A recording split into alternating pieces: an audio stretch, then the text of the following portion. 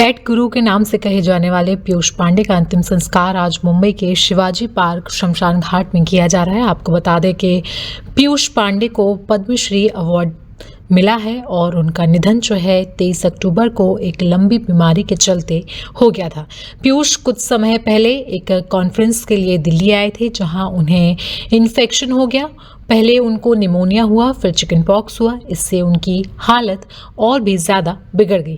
पीयूष के अंतिम संस्कार में बॉलीवुड से अमिताभ बच्चन, अभिषेक बच्चन समेत कई दिग्गज लोग पहुंचे थे। वहीं पीयूष पांडे कहा करते थे कि जिंदगी और विज्ञापन दोनों का मकसद है जुड़ना, जीतना नहीं।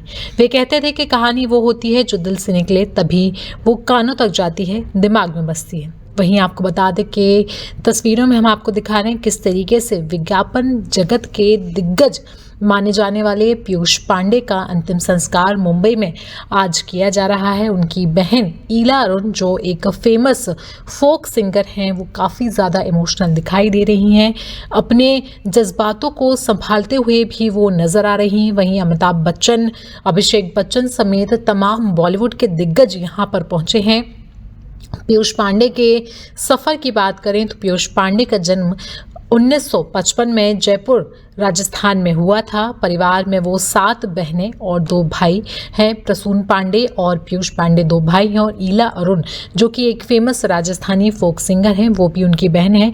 वहीं उनकी एजुकेशन जो है सेंट एक्जेवियर स्कूल जयपुर से हुई थी और दिल्ली से उन्होंने पोस्ट ग्रेजुएट किया। इसके अलावा वो काफ़ी ज़्यादा फेमस एड कैंपेन्स के लिए भी जाने जाते हैं।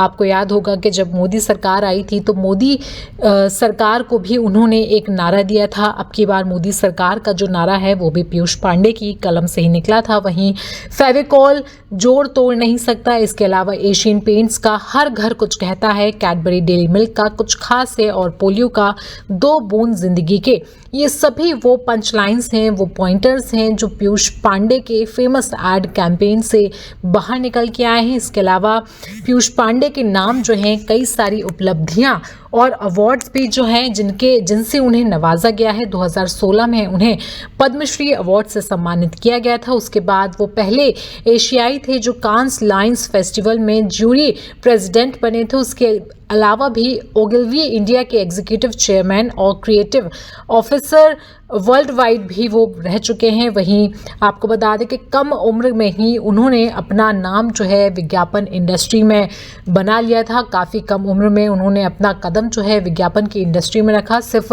पीयूष 27 साल के थे जब उन्होंने विज्ञापन जगत में अपनी पहचान बनाई। उसके अलावा उन्होंने शुरुआत में अपने भाई प्रसून पांडे के साथ की थी। दोनों रोज़मर्रा के उत्पादों के लिए रेडियो जिंगल्स में आवाज़ दिया करते थे। फिर इसके बाद 1982 में विज्ञापन कंपनी ओगिलवी से की। 1994 में उन्हें ओगिलवी के बोर्ड में नॉमिनेट किया गया और पीयूष को 2016 में भारत सरकार ने पद्मश्री से भी नवाजा। इसके अलावा 2024 में उन्हें LIA लेजेंड अवार्ड भी मिला है। तो तमाम ऐसी कई सारी बातें हैं जिनके लिए पीयूष पांडे जो हैं जाने जाते हैं। काफ़ी सारे जिंगल्स, काफ़ी सारे ऐड, काफ़ी सारे विज्ञापन काफ़ी ज़्यादा उनके मशहूर हैं। सबसे पहले आपको बताते हैं उनके 5 मशहूर कैंपेन। फेविकॉल ट्रक वाला विज्ञापन जो है वो सभी को याद आता है जब साल 2007 में इसे लॉन्च किया गया था, जिसमें एक साधारण चिपकाने वाला फेविकॉल को पीयूष ने इस तरीके से पोर्ट्रे किया था कि वो हर घर में फेमस हो गया था। आपको याद होगा कि जो उसका एड सामने आया था उसमें ट्रक के ऊपर ढेर सारे लोग बैठे हुए थे और ऊबड़ खाबड़ सड़क पर वो गिरते नहीं और गाड़ी चलती रहती थी। इस एड ने ग्लू को फेविकॉल में बदल दिया और ना सिर्फ इस एड को कई अवार्ड्स मिले बल्कि दर्शकों के दिल में ये इस तरीके से छप गया कि आज भी वो ग्लू जो है वो फेविकॉल के नाम से जाना जाता है। वहीं कैडबरी का भी एक फेमस विज्ञापन है जो कि क्रिकेट वाला है। उसे भी 2007 में लाया गया था, जिसमें भारतीय क्रिकेट के लिए प्यार दिखा। एक बच्चा छक्का मारकर खुशी से नाचने लगता है तो पूरा मोहल्ला उसके साथ झूम उठता है। पांडे की आवाज़ ने इसे और भी ज़्यादा मज़ेदार बना दिया। वहीं कुछ खास है ज़िंदगी में, इस लाइन ने जो है सभी लोगों को जोड़ दिया था और आज भी जो है कैडबरी लोगों के दिल में उसी तरीके से बसती है। लोग उसको अब ना सिर्फ चॉकलेट की नज़र से देखते हैं, बल्कि अब उसको लोग जब भी सेलिब्रेशन करते हैं, जब भी मिठाइयाँ बांटनी होती हैं, तो अब कैडबरी जो है वो उस मुकाम पर पहुंच गई है सिर्फ और सिर्फ पीयूष पांडे की वजह से। वहीं हर घर कुछ कहता है एशियन पेंट्स की ये लाइन आज भी जो है उसके एड्स में चलाई जाती है। 2002 में इस विज्ञापन को लाया गया था, जहां पर एक कहानी एक परिवार की बताई गई थी, जहां पिता की यादें दीवारों पर जीवित हो उठती हैं। टैगलाइन था उस एड का, हर घर कुछ कहता है। उसने लाखों घरों को छुआ और एशियन पेंट्स को मार्केट में उसका जो है लीडर बना दिया था। इसी तरह मोदी सरकार जब आई थी तो 50 दिन में अब की बार मोदी सरकार कैंपेन को डिज़ाइन किया गया था, जिससे काफ़ी ज़्यादा दिलों तक पहुंचाया गया और काफ़ी ज़्यादा इसे सक्सेस भी मिली थी।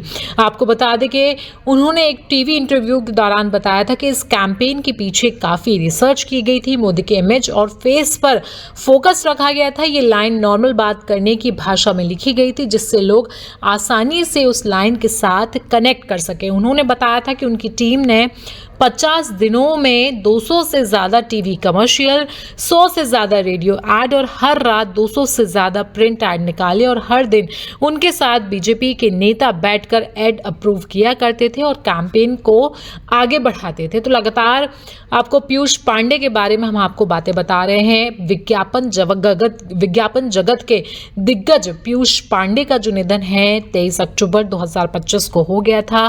काफ़ी सारी बीमारियों से वो जूझ रहे थे। किसी इंटरव्यू के सिलसिले, किसी प्रेस कॉन्फ्रेंस के सिलसिले में वो दिल्ली आए हुए थे, जहां पर उनको निमोनिया हुआ, फिर चिकन पॉक्स हुआ और ऐसे करते करते उनकी हालत बिगड़ती गई और लंबी बीमारी के बाद 23 अक्टूबर को उन्होंने आखिरी सांस ली और आज यानी कि 25 अक्टूबर को मुंबई के शिवाजी पार्क शमशान घाट में उनका अंतिम संस्कार हो रहा है। इस दौरान काफ़ी सारे लोग उनके अंतिम संस्कार में पहुंचे हुए हैं। उनकी बहन ईला अरुण जो हैं काफ़ी ज़्यादा इमोशनल दिखाई दे रही हैं। उन्होंने अपने भाई के बारे में क्या कुछ कहा है, चलिए आपको वो सुनवा देते हैं। देखिए, पीयूष जी के जाने से एक हीरा जो है वो खत्म हो गया, क्योंकि पीयूष जी एक ऐसी शख्सियत थी। आप देखिए आज किस तादाद में लोग आए हुए हैं उनके अंतिम संस्कार के लिए। इनमें इनका जो टैलेंट है वो मुझे लगता है कि अभी तक किसी ने उसको क्रॉस किया या उस लेवल पे कोई आया है।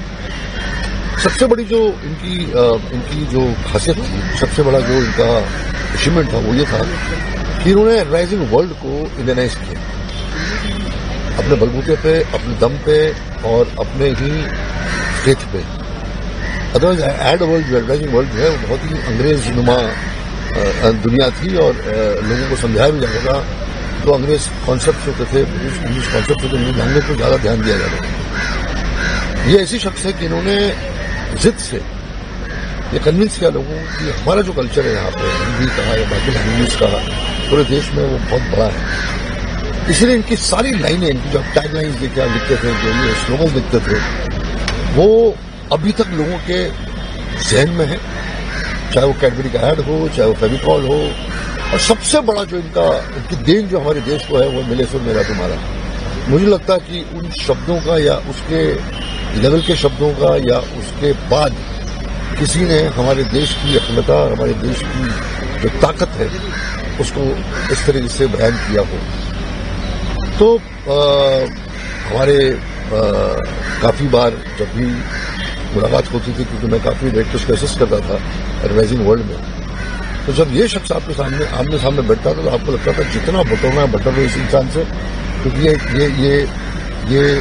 ये टैलेंट को देने में बिलीव करता है, ये ज्ञान को देने में बिलीव करता है और इसमें कहीं किसी भी तौर पे, किसी भी तरीके से पीयूष जी के चेहरे पे, इनकी पर्सनैलिटी में किसी किस्म का एरोगेंस या ईगो नहीं होता है। ये ऐसी शख्स थी जो एक संत, एक साधु, एक पीर, एक पर्सनैलिटी थी। इनके आसपास ऐसा हो रहा था कि अब कुछ बोल देगा और वो एक मंत्र हो जाएगा। तो नुकसान तो है इनके जाने का, लेकिन ऐसी शख्सियतें जो है वो मरती नहीं है। ये हर वक्त जिंदा रहती है अपने कामों से, अपने टैलेंट से, और जो इस देश को देगा। कल जिस इनका निधन हुआ तो प्रधानमंत्री ने भी ट्वीट करके कंडोलेंस प्रधानमंत्री की। एक्चुअली हमारे प्राइम मिनिस्टर जो है वो टैलेंट की इज्जत करते हैं, उनको प्रोत्साहन देते हैं और उनको पता है कि कौन कितना बलवान है और कितना टैलेंटेड है।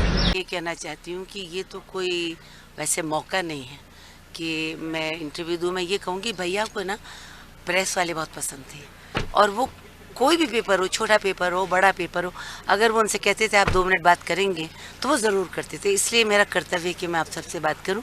तो 7 बहनों के भाई हैं, दिल में बहुत दर्द है, बहुत ही कह नहीं सकते हैं कि किस दौर से हम गुजर रहे हैं। पर मैं यही कहूँगी उनकी तरफ से सारे एडवर्टाइजिंग फैमिली को, ONM को, उनका जो बड़ा परिवार है, जो 30 सेकंड का 45 साल का जो उनका साथ है, उन सबको मैं धन्यवाद दूंगी। आम जनता को जिनके लिए उन्होंने ऐड बनाए उनको धन्यवाद देना चाहूँगी कि उन्होंने उनके ऐड इतने पसंद करे और उनको पसंद था कि रिस्पांस क्या है। अब मैं कैसे बताऊं भैया, देखो कितना प्यार करते हैं लोग, जगह जगह सब तुमको इतने प्यार से बुला रहे हैं। अब हम वहाँ जा रहे हैं शिवाजी पार्क और वहाँ पे लास्ट कितना बड़ा लॉस है इंडस्ट्री के लिए और देश के लिए? देश और इंडस्ट्री के लिए तो मुझे पता नहीं, वो देश को प्यार करते थे। ये तो ऐसा है ना, आज का ज़माना ऐसा है कि आदमी जाता है 7 दिन बाद सब भूल जाते हैं।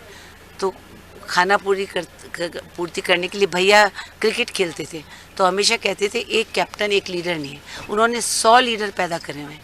तो पीयूष के जाने के बाद और 100 लीडर आएंगे और 100 लीडर आगे बढ़ेंगे। जितना अच्छा काम करेंगे वही उनकी श्रद्धांजलि होगी। खाना पूर्ति हमारी नहीं होगी, परिवार की नहीं होगी, हमारे लिए हमारा भाई गया तो वो तो ज़िंदगी भर जैसे एक अपंग हो जाते हैं हम हो जाएंगे। पर सबका बहुत बहुत धन्यवाद।